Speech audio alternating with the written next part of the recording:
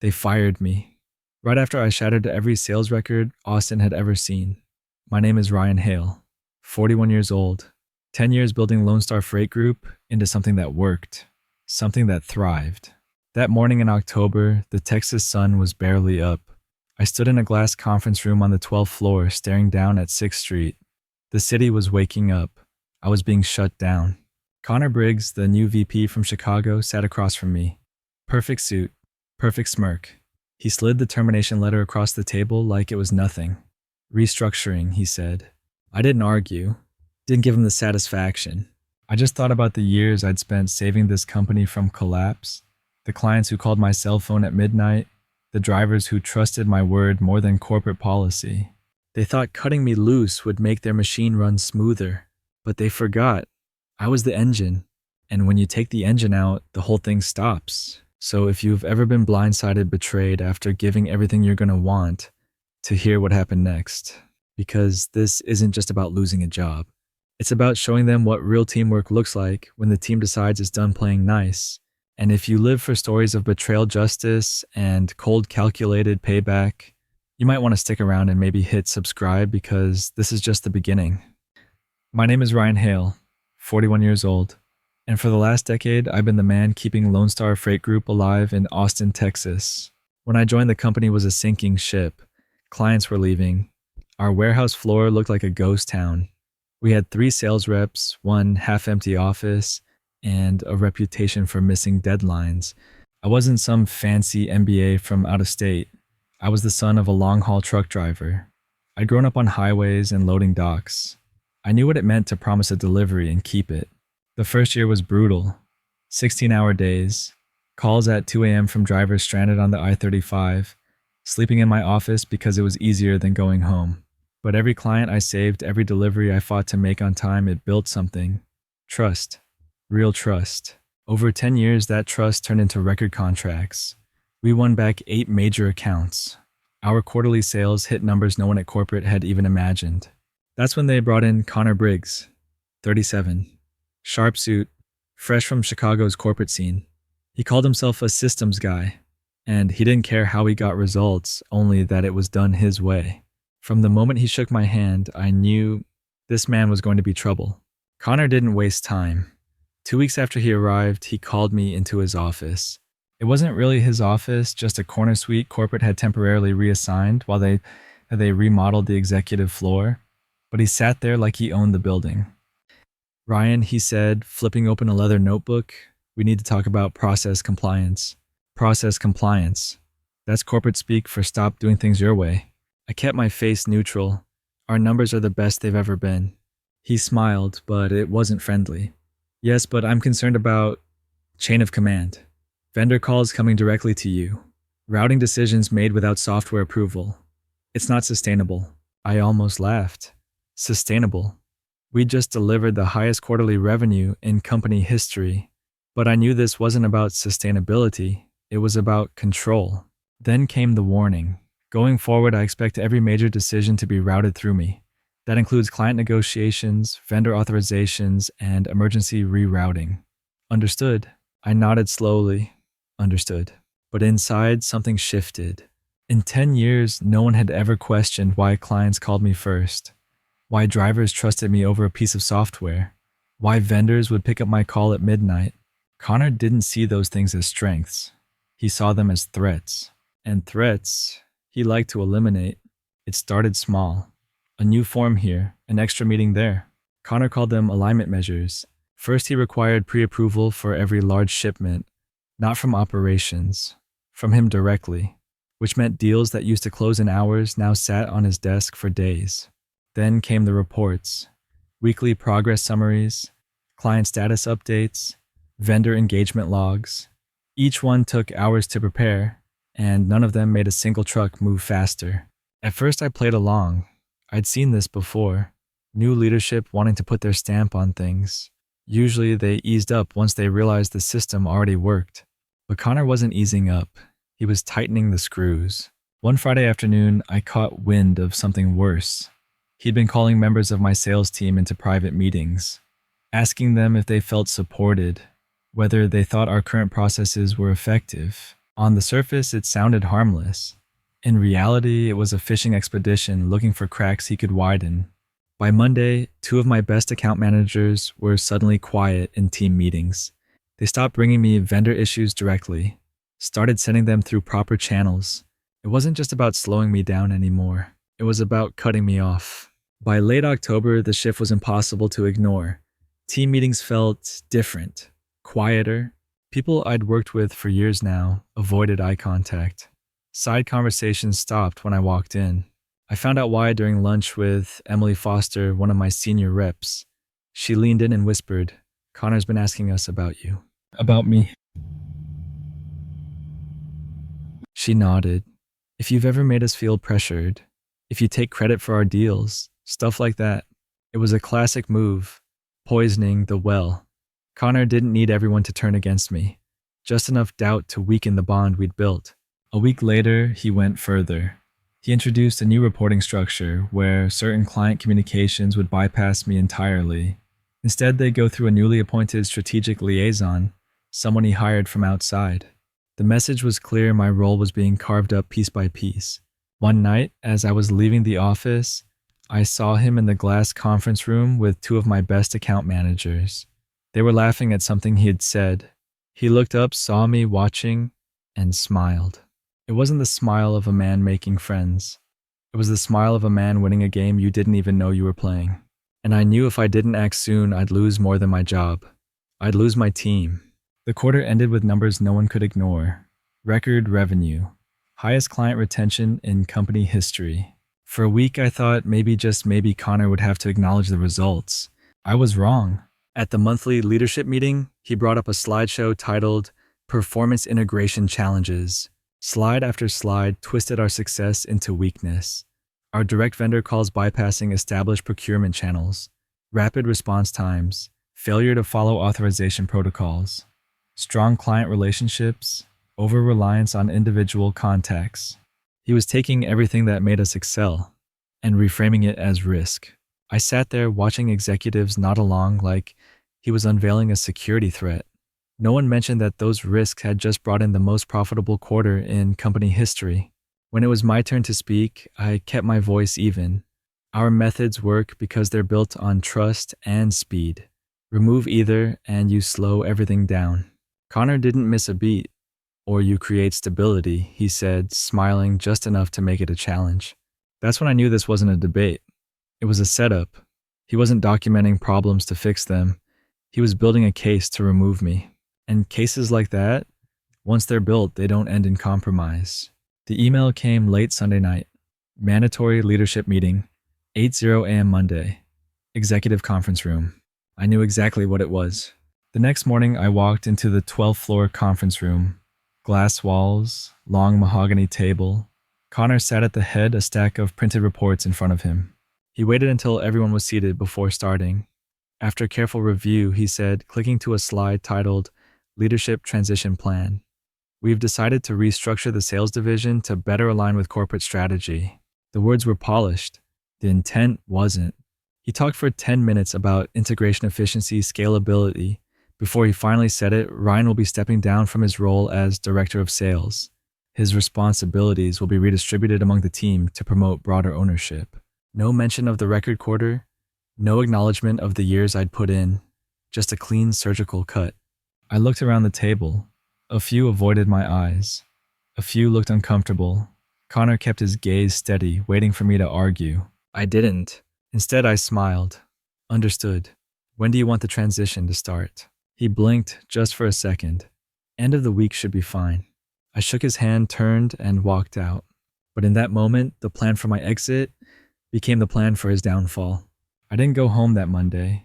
I went back to my office, closed the door, and pulled out my personal phone. I started with Marcus from LoneStar Medical. We'd handled their emergency shipments for 8 years. "Just checking in," I said. "How's the family?" We talked for 10 minutes. Not a word about the meeting. Next was Dana at Gulf Coast Equipment, then Luis from Horizon Foods. 14 calls in all before the day was done. Every one of them ended the same way. "If you ever need anything, you call me first." I wasn't planting seeds of rebellion. I was reminding them where the roots were. The next morning, I walked the warehouse floor. talked to the forklift operators, checked in with dispatch, asked about their kids, their parents, their weekend fishing trips. People smiled, relaxed. They didn't know I'd been fired, and I wasn't going to tell them yet. By Wednesday, word had started to leak. Quiet questions in the hallway, curious looks in meetings. But Connor hadn't made the announcement. He was saving it for maximum impact. That was fine. It gave me more time. Time to make sure that when I left, I wouldn't be the only one walking out the door. It happened on Thursday morning. I was halfway through updating some transition notes when my phone buzzed private number. Ryan, it's Lisa from Austin Supply Chain News.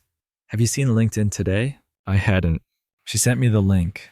Front and center on my feed was a post from Marcus at LoneStar Medical. It read, "If Ryan Hale is no longer with LoneStar Freight, our partnership will be reevaluated. Some relationships can't be replaced by policy." Within an hour, the post had over 200 likes and a flood of comments, other clients, vendors, even former employees backing him up. Ryan always made sure our shipments arrived on time no matter what. Corporate doesn't understand what they just lost. I could almost hear Connor grinding his teeth from across the building. He hadn't announced my departure yet, but now the rumor wasn't just inside Lone Star, it was public. And the best part, I hadn't done a thing to make it happen. By lunch, 2 more major clients had posted similar messages. Vendors started calling not to ask about the rumors, but to tell me they stood with me. This wasn't just loyalty, it was leverage. And leverage was exactly what I needed. The first real crack showed up on Monday morning. I was cleaning out my desk when Pete from my operations knocked on the door. "You hear about the Austin general shipment?" I shook my head. A truck carrying emergency medical equipment had been delayed outside San Antonio due to flooding. Standard procedure was simple reroute through our priority carrier and get it moving within the hour. But there was a problem authorization. The vendor's system only recognized my credentials for emergency approvals. Pete had tried calling Connor. No answer. He'd emailed corporate. They replied it could take 72 hours to update the system. By noon, the shipment was still sitting in the yard. By 1 o'clock, the hospital was calling for status updates. Pete's hands were tied. He wasn't authorized to override the route. It wasn't sabotage. It was exactly what Connor wanted, every decision going through proper channels. And now those channels were choking. By mid-afternoon, word was spreading through the office. People whispered in the break room. Someone even joked, "Guess teamwork means waiting 3 days for a yes."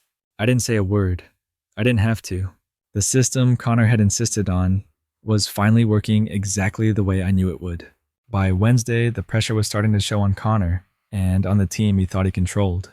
At 9 a.m., I saw Emily Foster, one of our top account managers, leave his office with a stiff expression. 10 minutes later, she was at her desk typing furiously. An hour after that, HR received her resignation letter, effective immediately. By lunch, word spread like wildfire. In the break room, people were whispering Emily's out. She's not the only one thinking about it. Then came Jake Morales, our lead contract analyst. He'd been with me since the early days, back when we were barely making payroll. At 3 p.m., he walked into HR, handed over his badge, and left without a word.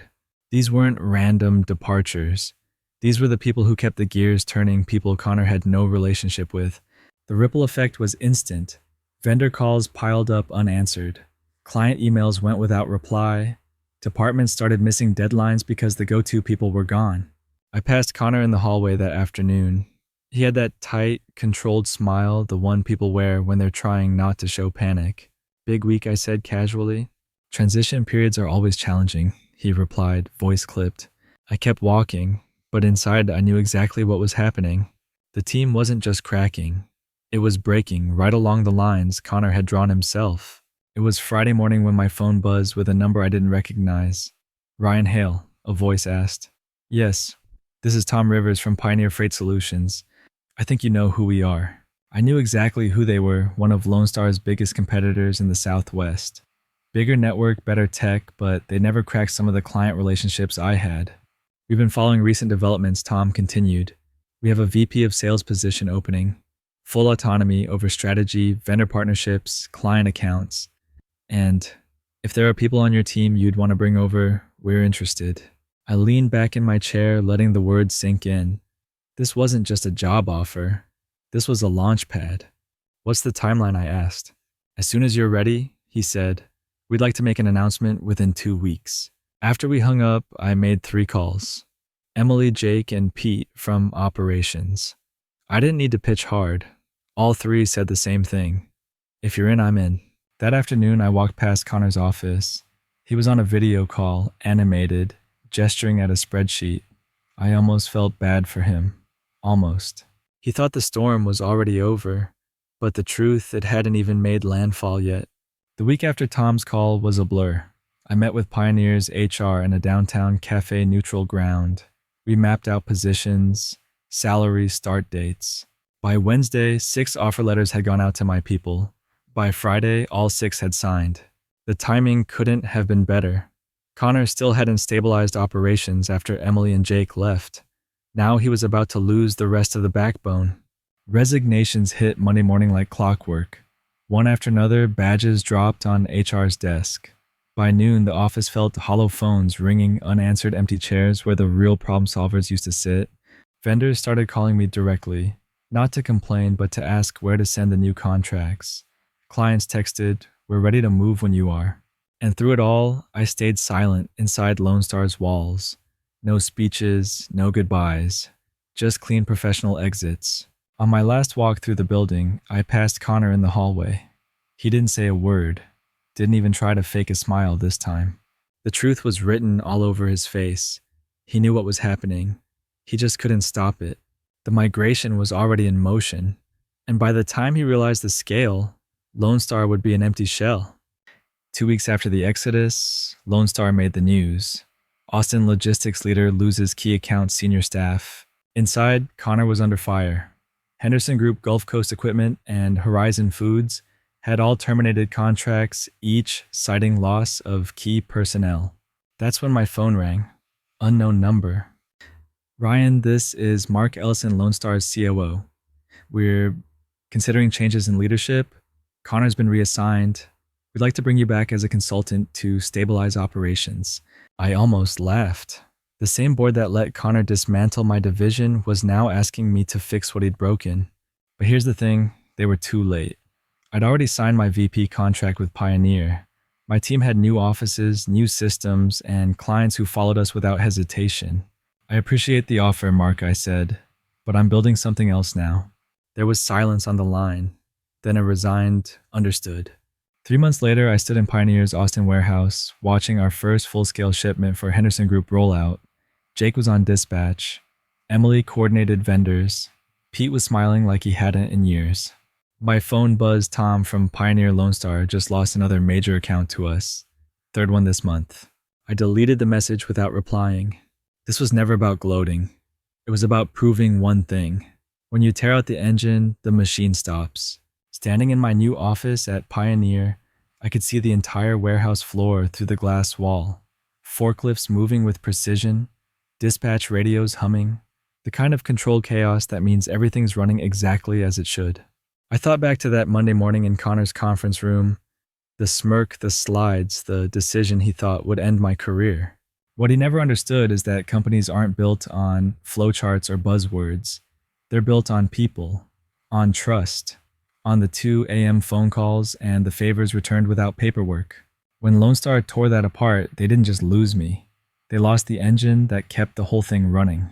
Here at Pioneer, that engine is alive and well. Stronger even, because it's powered by people who've been through the fire together and came out knowing exactly what matters.